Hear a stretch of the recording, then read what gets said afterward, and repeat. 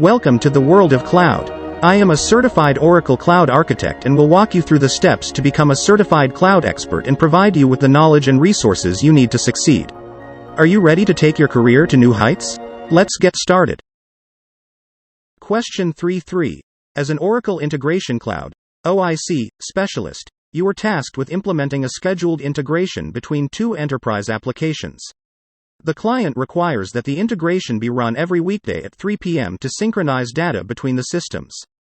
Which advanced scheduling configuration expression will you use? A. Freq equals daily. By day equals SAW, SU. By hour equals 15 inches. B.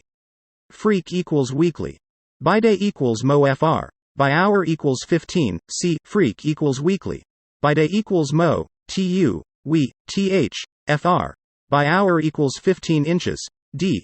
Freq equals daily. By day equals MO-FR. By hour equals 15. Answer is A. Question 34. Which type of certificate requires the uploading of a keystore.jks file in Oracle Integration Cloud to facilitate two-way SSL communication with external services? A. Identity certificate. B. Message protection certificate. C. Unified communication certificate. D. Multi-domain certificate. Answer is A.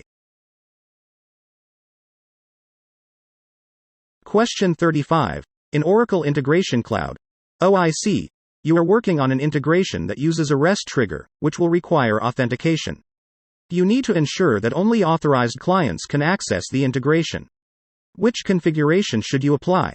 A. Enable cross-origin resource sharing, CORS, and set an API key in the REST adapter configuration. B. Encrypt the payload using a custom encryption algorithm and provide the decryption key to authorized clients. C. Configure the REST adapter with a basic authentication or OAuth 2.0 security policy and provide the required credentials. D. Set up an IP whitelist in the OIC instance, allowing only specific IP addresses to access the integration. Answer is C. Question 36. There are use cases in which you need to perform an advanced XSLT task that you cannot perform in the Oracle Integration Cloud (OIC) data mapper.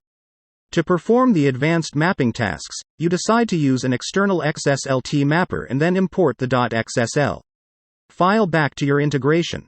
Which is not a valid consideration when handling this use case?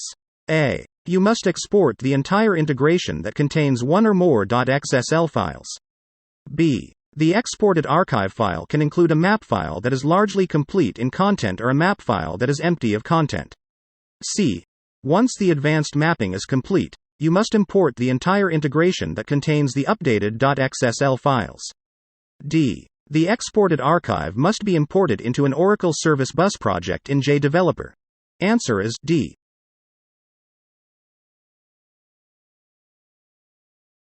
Question 37.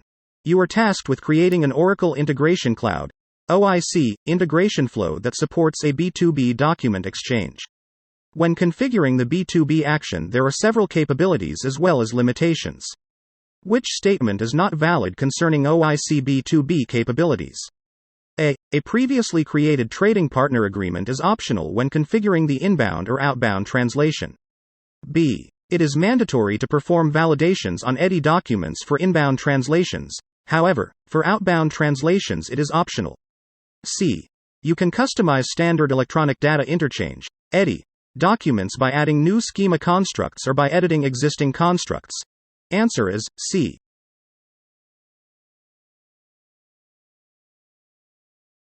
Question 38. You are developing an integration in Oracle Integration Cloud (OIC) to integrate two systems and wish to use an OIC lookup. The goal is to transform customer status codes between the two systems. Which set of steps are essential for correctly utilizing the lookup? A. Create a connection between the two systems, then use a SQL query to access the lookup table directly, and map the customer status codes. B. Create a lookup table with the mappings of customer status codes, and then use the lookup function within a map action to reference the table and perform the transformation. C. Design a custom script to perform the transformation, and then use the lookup function within a map action to reference the script and transform the customer status codes. D. Define a lookup table containing the customer status code mappings. And then use the invoke action to call a web service for the transformation. Answer is B. Question 39. You are an Oracle Integration Cloud (OIC) specialist responsible for integrating two enterprise applications. Recently, you noticed that your integration instance is processing messages much slower than expected, causing a significant delay in data synchronization between the applications. What is the best course of action? A. Analyze the performance metrics of the instance, identify bottlenecks, and optimize the integration accordingly. B. Reactivate the integration to clear any temporary issues that might be causing the slowdown. C. Delete and recreate the integration to start with a clean slate. D. Immediately increase the number of instances to handle the increased load. Answer is A. Question 40. Your design of an asynchronous Oracle Integration Cloud (OIC) integration flow includes the requirement for additional processing logic that is conditionally based on the results returned to the integration instance from earlier external service invocations. You decide to leverage the switch action to facilitate this implementation, which is a valid consideration concerning the configuration and capabilities of the switch action. A. Nested switch actions are not supported and, therefore, you may need to create more complex conditional expressions, if necessary. B. The switch action must include an branch. C. Data objects returned from actions within a branch of a switch action are not visible in the main flow of the integration after the switch action. Answer is C. Question 41. You are creating integrations in Oracle Integration Cloud (OIC) using B2B trading partner agreements. Which identifier is implicitly used for all outbound agreements? A. EDI interchange internal sub-ID. B. Application partner ID. C. EDI group ID qualifier. D. EDI interchange ID. Answer is B. Question 42. Which is not an advantage of using Oracle Integration Cloud (OIC) for creating application integrations?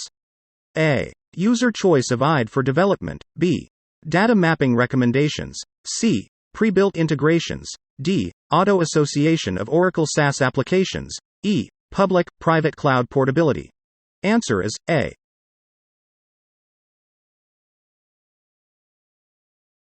Question 43. Which statement is not true about schedule parameters in Oracle Integration Cloud (OIC) integration flows? A. Schedule parameters are always visible as an additional data source in the Sources section of the mappers and expression editors within the integration. B. Updates to schedule parameter values can be made manually when starting a schedule. C. Updates to schedule parameter values can be made manually before submitting an ad hoc request. D. Updates to schedule parameter values made dynamically in an assign action will not persist on to the next instance run of the integration. Answer is A. Kindly subscribe, like and share Oracle Cloud Tech Talks for more videos. See you soon.